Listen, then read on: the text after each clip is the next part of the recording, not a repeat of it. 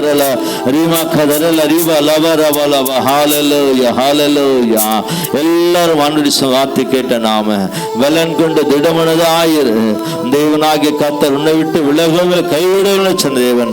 நீ கீழ்ப்படியும் போது, கர்த்தருடைய வார்த்தைக்குள்ள நிலைத்திருக்கும் போது, நீ விசேஷமாய் இந்த வேதம் சொல்லி பாலும் தேனும் தேசத்தில் உன்னை கொண்டு போய் விடும்போது, நீ சாப்பிட்டு திருப்தி அடைந்து கொழுப்படையும் போது, நீ என்னை விட்டு பின்னே திரும்பி பின்ன நோக்கி போய் வேறு தேவர்களை நீ ஆராதிக்க போவாயானால் வேதம் சொல்லுகிறது, இந்த உலகத்தில் எல்லா மனிதரை காட்டிலும் நீ பரிதல்விக்கப்பட்ட சூழ்நிலைக்குள்ளாய் கடந்து போகக்கூடிய ஒரு நேரத்தை அந்த விக்கிரக ஆராதனை உன்னை கொண்டு போய் விட்டு விடும், நம்மை கொண்டு போய் விட்டு விடும். நான் தேவனுக்கு முதலிடம் கொடுப்போம். கர்த்தரை வேதம் சொல்லி மோசே அனுப்பி சொல்லுகிறார், அவரை ஆராதிப்பதற்காக தேவன் நம்மை கொண்டு வந்து வைத்திருக்கிறார். எனக்கு அன்பான சகோதரனே சகோதரி, தெய்வத்தை ஆராதிப்பதற்காகவே தேவனை நாம் வந்திருக்கிறோம். அந்த தெய்வத்தை ஆராதிக்கிற நீங்களும் நான் ஒரு விசை ஆண்டுடைய சமூகத்தில் ஒப்பு கொடுப்போம். ஹalleluya. ஓ பிரைஸ் ஜீசஸ். ஹalleluya. ஓ நன்றியோடு கூட நாங்களும் துதிக்கிற ராஜ் எல்லாருமாய் உள்ளத்தின் ஆயத்தின் தேவனை நோக்கி பார்ப்போம். ஹalleluya ஹalleluya. ஓ நன்றி செலுத்துகிறோம் பரிசுத்த ஆவியானவரே, உமக்கு நாங்கள் நன்றி செலுத்துகிறோம். இந்த நாளில் நீங்களோடு கூட இடைப்பட்டு கொண்டதுக்காக நன்றி செலுத்துகிறோம் ஐயா. ஹalleluya ஹalleluya. வற்றாத நீரூற்றை போலிருப்பாய், வளமிக்க தோட்டத்தை போலிருப்பாய். நீ வற்றாத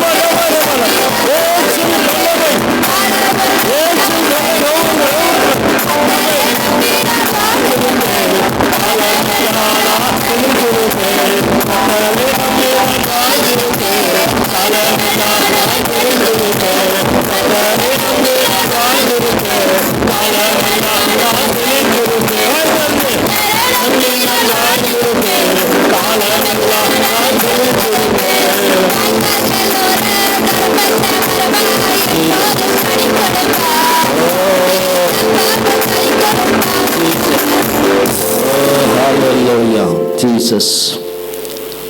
கர்த்தருடைய ஆலயத்துல வந்து நீ கர்த்தரை ஆராதிக்கலைன்னா உன் வாழ்க்கையில் ஆசீர்வாதம் வராது.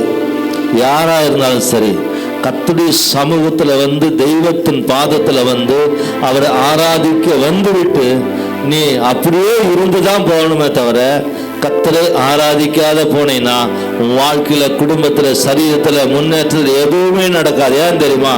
வேதம் சொல்லு, ஆராதிக்கிற எந்த ஸ்தலத்திலும் நான் வந்து உங்களை ஆசீர்வதிப்பேன் என்று சொன்ன தேவன்.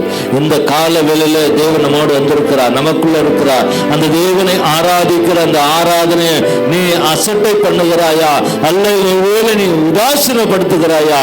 நாம் தேவனை ஆராதிக்கிற ஆராதனை தேவனை மகிமைப்படுத்தும்படியா கூடி வந்திருக்கிற இந்த ஸ்தலத்துல வாயை திறந்து கர்த்தரை ஆராதிக்காத நாம் மௌனமா இருப்போமானால் வேதம் சொல்லுவது, மரித்தவர்கள் தேவனை துதிக்க மாட்டார்கள். மரியாதை இருக்கிற நீங்களும் நானும் தான் கர்த்தரை துதிக்க முடியும். அப்படி ஒருவேளை நாம் துதிக்காது இருப்போமானால் நாம் மரித்தவர்கள் சமம் என்று சொல்லி வேதம் சொல்கிறது.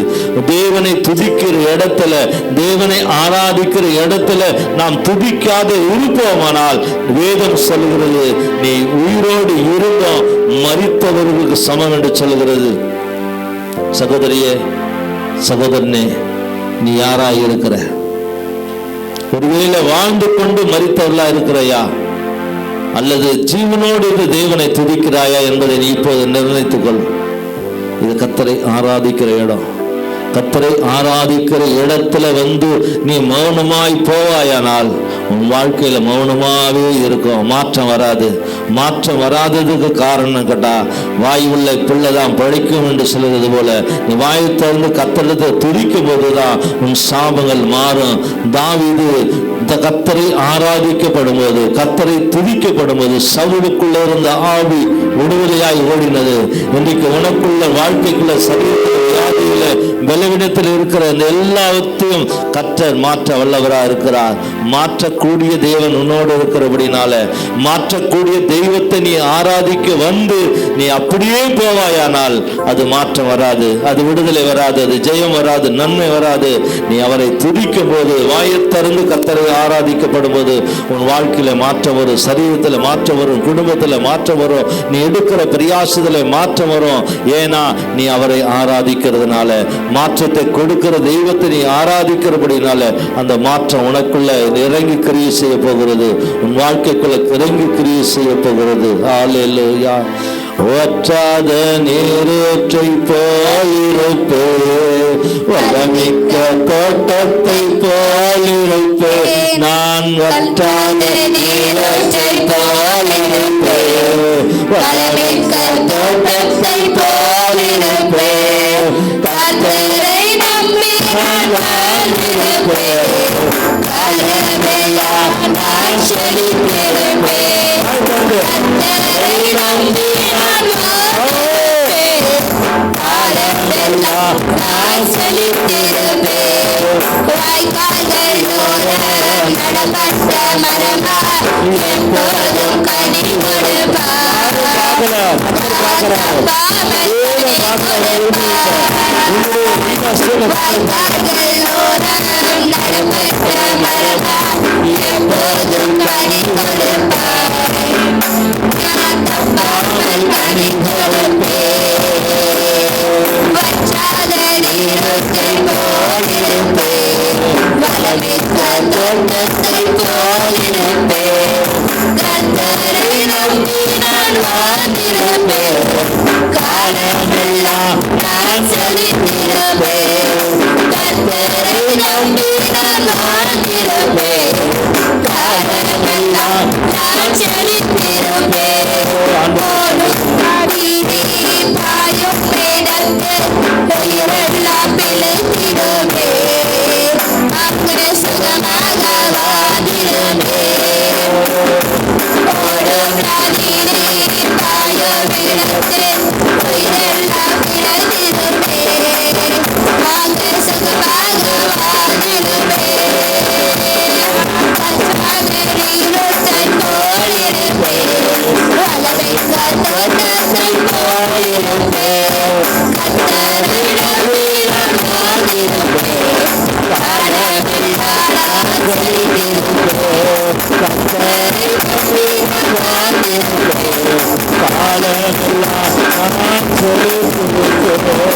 கரங்களை கட்டி கட்டிட்டாங்க. எல்லாரும் கரத்தை உற்சாகமாய் கத்தரை துதிப்போ.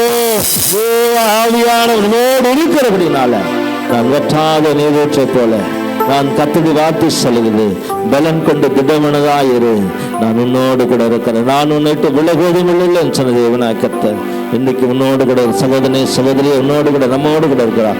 தெய்வத்தை நோக்கி பார்ப்போம். எங்களை அதிகமாக நேசிக்கிற நல்ல பிதாவே உமக்கு சிறந்த சிறு பிள்ளைகள், பெரியவர்கள், வாலிய பிள்ளைகள் ஒவ்வொருவரையும் ஆசீர்வதிங்க. ஒவ்வொரு குடும்பத்தை காத்துக்கொள்ளுங்க. தொடர்ந்து கதை ஒளிவரிகமா கேட்கிற ஒவ்வொரு குடும்பத்தையும் அப்படியா நீர் ஆசீர்வதிகள் நடத்தும். இயேசு நாமத்தில் பிதாவே ஆமென். நாம் சேர்ந்து சொல்லுவோம் எல்லாம் சத்தமா, என் ஆத்துமாவே கர்த்தரை ஸ்தோத்திரி.